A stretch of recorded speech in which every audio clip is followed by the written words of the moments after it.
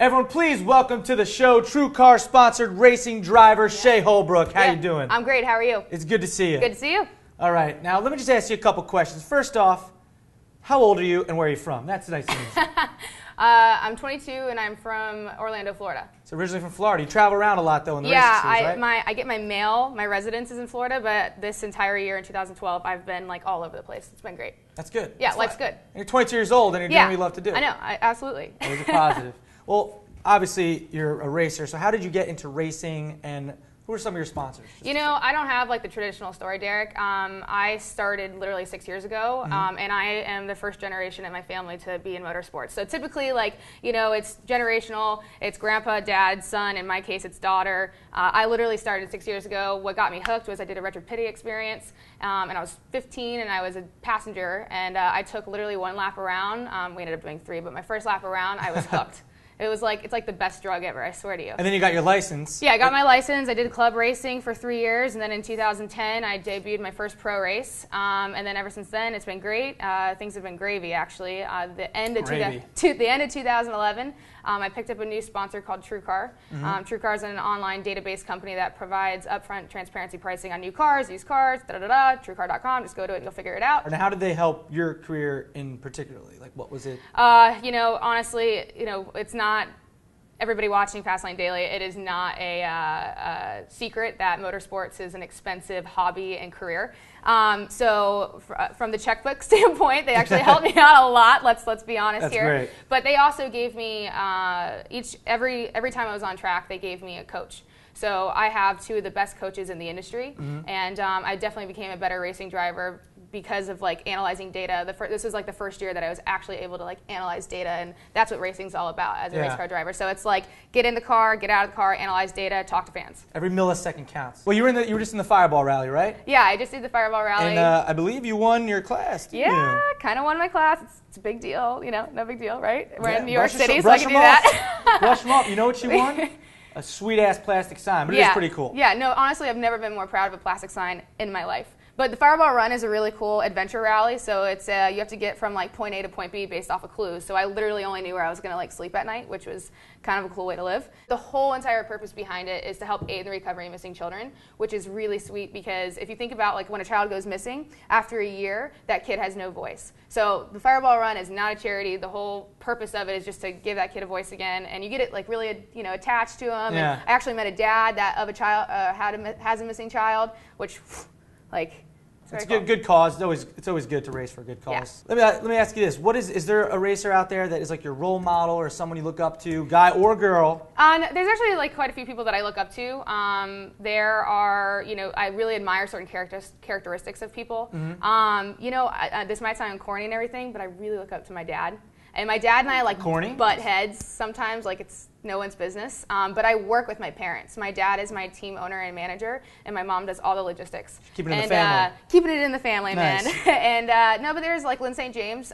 She was a successful racing driver and is currently helping women in motorsports kind of with their foundation. And gosh, there's like I could just ramble off a bunch of names. I mean, in my series, Randy Popes, Andy Pilgrim, they're 2 world-class race car drivers, and they've kind of pulled me underneath their wing a little bit, so it's been cool. What do you think about women in racing? Danica Patrick in racing.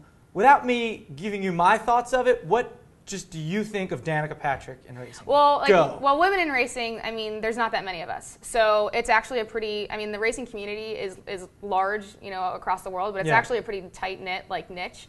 And the women in racing is really small. So all the girls kind of know each other, even if they don't know each other personally, they know of each other. Right. And DP, Danica Patrick, I mean, DP. Yeah, DP. Yo. Every once in a while, they're like, "You're Danica Patrick." I'm like, "No, I'm not. I'm Shea Holbrook." A lot of people are like, "Oh, she's just a pretty face, and she's just in Maxim and all these." Yeah, she's not in NASCAR for just for that. She's got to be able to drive. But what do you think about that? Do you think is it more of like they're using her sexiness to? For sure. To be more? Oh yeah. No, come on. Like let's not read let's between not the lines sugarcoat here. it, right? Yeah, let's just say it like it is. No, definitely. Like she's become a sex icon for racing, and if that helps open doors for women, so be it. People ask me, oh well, are you going to strip down to a bikini? And I'm like, I have no intention on doing that, but I'm not going to say never. But that's just not really who I am. Right. But I mean, hey, if being a female helps gain exposure, then so be it. But to be honest, the people in the industry are the only ones that I really care that have an opinion of me. Mm-hmm. And I think people in the industry will say, like, you do a little bit of everything. Like, you play up the girl aspects a little bit when you need to, and then when you don't, you don't. You're just a racing driver. Right. And that's what's cool. You know what? As I think you should. Let me ask you this. What's something we could do, or in general, the world can do to get more women in racing, to get it more out there, to get it more popular? Or do you think it's just going to kind of stay this way? Like, you're going to have mostly guys and then girls speckled in? I think it's going to be more like what you just said, the second one. I think it'll be more of a male-dominated thing because let's just face it, girls when they grow up, it's kind of like, why do they have to get pink? Why do they get Barbies? Like, I never wanted Barbies. Like, I had a Barbie just to fit in. Yeah, you only got it just to like fit in. But I do think, it would be kind of like speckled that there'll be girls here and there. The whole purpose of True Car Racing's Women Empowered is to give the opportunity because a lot of times girls just don't have the opportunity. Yeah. And a lot of times, my dad invested a lot of time and money in helping me get to my career, where I am today at least. And good on you, Dad. Yep. Thanks, Dad, Mom. But a lot of times, like dads, they don't even truly believe that their daughter can do it. And I think there was like a pivotal point like a few years ago where I was doing really well in a race car, and my dad kind of turned to me and he goes, "Crap, you might have something here." And I think that was like the point where we went running. Before that, I was a competitive water skier, so family orientation in sports have always been like something that I've been involved in. So in that you were wearing a bikini. Yeah. So in competitive water skiing, she'll be wearing a bikini, just like But anyway, so real quick before we go, where do you see yourself in 5-10 years from now in the racing world? Yeah, well, I'll drive anything at the end of the day. I just want to be behind a race car or behind the wheel. But I would really like to be a factory-paid driver in American Le Mans Series. There's like some talks here and there about future and racing is the most inconsistent thing ever. So things are always changing. But I see myself staying in the United States, but I do want experience over in Europe. Yeah, get over there. Yeah. Nürburgring? Yeah, no, I haven't been over there yet, but I drove it in a minivan. Hot.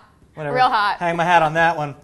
Anyway, Shea Holbrook, thank you for stopping by. Listen, look out for Shea Holbrook, guys, all right? And you can also follow her on Twitter at Shea Holbrook. Shea Racing. Shea Racing. Everything's Shea Racing. Yeah, SheaRacing.com. Yep. At Shea Holbrook on Twitter as well. Thank you for coming by. Yeah, thanks. We're going to go high five in front of the green screen. Sorry, Max. We did it. Thank you for stopping by. Come back again. I will. Visit. Thanks, guys. Awesome. Double guns. Boom.